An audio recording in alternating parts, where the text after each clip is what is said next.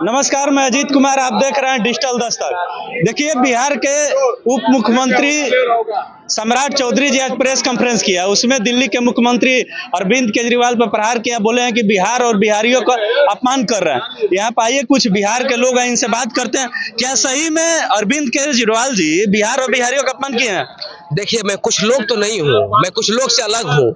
मैं अलग इसलिए, मैं एक पत्रकारिता का विद्यार्थी हूँ और एक जर्नलिज्म का स्टूडेंट होने के नाते मैं जितनी बिहार और पूरे देश को समझ सकता हूँ, मैं उसका अनुसार से बात करना चाहता हूँ। आपका सवाल है कि दिल्ली के मुख्यमंत्री अरविंद केजरीवाल ने कुछ बातें कही है जो बिहारियों का अपमान हो गया है। मैं इस बात को स्वीकार करता हूं। उन्होंने कहा होगा, मुझे नहीं पता, मैंने उनकी वीडियो नहीं देखा है, लेकिन आपके माध्यम से अगर उन्होंने ऐसी बात कोई कही है, मैं उनको कड़ी शब्दों में निंदा करता हूं। एक बिहारी होने के नाते, जो हमें गौरव प्राप्त है, जो हमें गौरव मिला है, हमें उसमें हमें बहुत गौरव है और हम उसमें खुश महसूस करते हैं।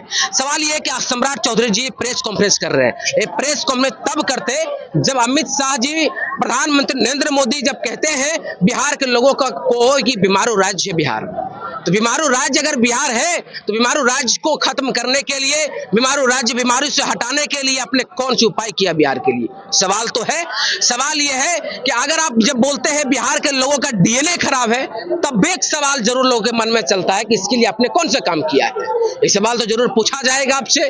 जब आप बोलते हैं ये बात, तो बात आता है लोगों के, बिहार के विश्वविद्यालयों की बात आता है। जब आप बात करते हैं, ये बात कहते हैं अरविंद केजरीवाल ने बिहारियों का अपमान किया है, तो हमको तुलना करने की इच्छा करता है कि बताइए दिल्ली का जो स्कूल है और बिहार का जो स्कूल है, दोनों के बीच का तुलनात्मक अध्ययन जरूर करिए। अगर आप तुलनात्मक अध्ययन करेंगे तो आपको पता होगा कि बिहार के अंदर जो सरकारी विद्यालय है, वहां के बच्चों से मिलिए, वो कहते हैं कि हमको प्राइवेट स्कूल में पढ़ने की इच्छा करता है। अब हरियाणा में देख लीजिए, हरियाणा की सरकार क्या किया। वहां उस हरियाणा की सरकार ने किया है कि सरकारी स्कूल जो है, प्राइवेट स्कूल में अगर हम नाम लिखाते हैं, वहां की सरकार आपको 1100 रुपया देगी। कितना देगी? 1100 रुपया। क्यों भैया 1100 रुपये क्यों दिया जाएगा? प्राइवेट स्कूलों को प्रमोट किया जा रहा है कि अपने बच्चों को प्राइवेट स्कूलों में एडमिशन कराइए। आप अगर आप एडमिशन करा लेंगे तो सरकारी स्कूल में जब विद्यार्थियों की संख्या जब कम होगी, धीरे धीरे जब कम हो जाएगा विद्यार्थियों की संख्या, तो स्कूल को बंद कर दिया जाएगा। तो फिर आपके पास पब्लिक स्कूल बचेगा ही नहीं। तो जो अच्छा एजुकेशन, जो अच्छी शिक्षा लेना है लोगों को, वो कहां से मिल पाएगा? लोगों को मिल पाएगा क्या? बता दीजिए मुझे। अगर मिल पाया तो जो सारे विद्यालय बंद हो जाएंगे। अब देख लिया विश्वविद्यालयों की स्थिति क्या बनी हुई है। जियो यूनिवर्सिटी भारत में बनाया गया, जियो यूनिवर्सिटी अभी नीचे धरातल पे एक ईंटा नहीं रखा गया। 1000 करोड़ रुपया उनको दे दिया गया प्रधानमंत्री जी के द्वारा। क्यों दिया गया भैया बताओ मुझे। एक हिपा नामक एजेंसी आई है, उस हिपा नामक एजेंसी जो है वो 100 करोड़ रुपया, जो हिपा से जो विश्वविद्यालय बनी है भारत के अंदर, अगर उसको अपने अगर डेवलपमेंट के काम करना है, बिल्डिंग बनानी है और कुछ काम करनी है, तो आपको हिपा से जो है आपको लोन लेना पड़ेगा। अब हिपा से लोन लीजिए, जब लोन लेंगे तो ईएमआई में भरते रहिए। वो पैसा देगा कौन? वो पैसा देगा भाई वहां जो विद्यार्थी पढ़ रहे हैं उनसे तचिला जाएगा, उनसे लिया जाएगा। अब बता दें सेंट्रल यूनिवर्सिटी की हालत क्या हो गई है। अगर पीजी करेंगे तो पीजी करने के लिए आपको कम से कम 40,000 रुपये खर्च हो जाएगा। कम से कम बीए करेंगे तो उसमें भी 30-40,000 खर्च हो जाएगा। तो आखिर जो गरीब बच्चे हैं, जो बिलो द पॉवर्टी लेवल पे हैं, उनका क्या होगा? जो बीपीएल में आते हैं, उनका स्थिति क्या, कि उन बच्चों को बढ़िया एजुकेशन दे पाएंगे?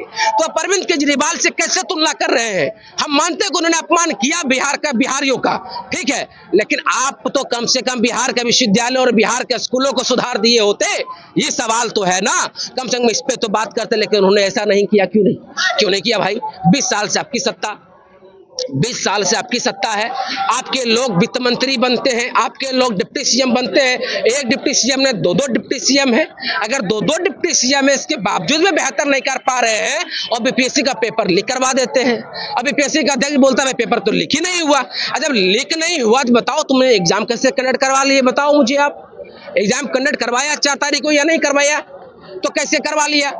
तो बिहारियों का अपमान तो स्वाभाविक तौर पर हो रहा है, आप कर रहे हो। अगर बिहार के लोगों की बात करते हो तो बिहार के लोग बताओ 245 रुपये मनरेगा में काम करने के लिए दोगे आप? 245 रुपये देते हो तो भाई वो कहेगा ना भाई हमको 600 रुपया अगर हमको दिल्ली में मिल रहा है तो दिल्ली तो जाएगा ना 600 में काम करने के लिए, कि अपने घर परिवार को चला लेगा। आप ही बताओ, अगर 245 रुपया अगर आपको हम दे पर डे का, क्या अपने परिवार को चला लोगे? आप चलाओगे? नहीं चलाओगे ना। क्या अपने बच्चों को बढ़िया स्कूल में पढ़ा लोगे? बढ़िया कपड़ा पहना लोगे? नहीं पहना पाओगे ना। तो अब बताओ 245 मनरेगा में मिलता है, क्यों नहीं इसको 700-800 रुपए कर देते हो भैया? कर दीजिए 700-800, तमाम मजदूर लोग करते रहेंगे काम। तो क्या आपके नजर में अरविंद केजरीवाल बिहार और बिहार के लोगों का अपमान नहीं किया है? अगर अरविंद केजरीवाल ने ऐसी कोई बातें कही है तो मैं उसको कड़े शब्दों में निंदा करता हूँ बिहारी होने के नाते, क्योंकि बिहारी होने पर हमें गौरव मिलता है, हम गौरव महसूस करते हैं। हम कैसे ऐसा हो सकता है? अरे बिहार तो जब करमचंद गांधी आते हैं बिहार तो उनको महाता बनाकर भेज दिया जाता है, गौतम बुद्धा तो उनको महाता बना दिया जाता है बिहार में। तो बिहार को कोई अपमान कैसे कर देगा? मुझे नहीं लगता है। ये इंटरप्रेट करे कोई बातें कही गई हो मुझे नहीं पता, लेकिन अगर ऐसी बात कही मैं कड़े शब्दों में निंदा करता हूँ इस चीज का। क्योंकि बिहारी को गाली अगर कोई देता है तो मैं उसको कभी समर्थन नहीं कर सकता। आप देख लीजिए बिहार से सबसे ज्यादा IAS ऑफिस बनते हैं, सबसे ज्यादा अगर IAS ऑफिस बनते कहां से बनते हैं? बिहार से बनते हैं। इसके बावजूद भी बिहार सबसे पिछड़े राज्य में आते हैं, इसका क्या कारण है? क्या कारण है? मुझे क्या कारण है? क्योंकि बिहार की सरकार पिछले 20 सालों से ऐसे काम कर रहे हैं, कभी अधिकारियों को बेहतर तरीके से, क्या बिहार के अंदर जो बिहार से IAS बनते हैं बिहार कैडर लेते हैं क्या? बिहार कैडर लेते हैं, जो लेते हैं गुजरात चले गए, कोई यहाँ चले गए। बिहार के लिए डेवलपमेंट काम तो हो ही नहीं रहा है। आप डेवलपमेंट काम करिए ना, शिक्षा पे काम करिए, स्वास्थ्य पे काम करिए। अब बताइए, लोग बोलता है ना PM से जाओगे तो पक्का मर कर आओगे, इलाज बढ़िया नहीं होगा आपका। ये तो बिहार में हो रहा है। तो 20 साल में तो बिहार में सबसे अधिक विकास हुआ है ना? क्या हुआ बताओ मुझे? कितने इंडस्ट्री लगे, कितने फैक्ट्रियां लगी है बता दो मुझे, कितने कंपनी आई है बताओ मुझे, बताओ। 10 साल प्रधानमंत्री जी हैं, 10 साल से है ना, इस 10 साल के दरमियान में प्रधानमंत्री जी बताओ मुझे एक नया इंस्टीट्यूशन का स्थापना किया हो, IIM के तर्ज पे कोई नया इंस्टीट्यूशन बनाया हो, जवाहरलाल नेहरू विश्वविद्यालय के तर्ज पे एक नया विश्वविद्यालय स्थापित किया हो। मैं आपको बताता हूँ, एक आंकड़ा देता हूँ आपको।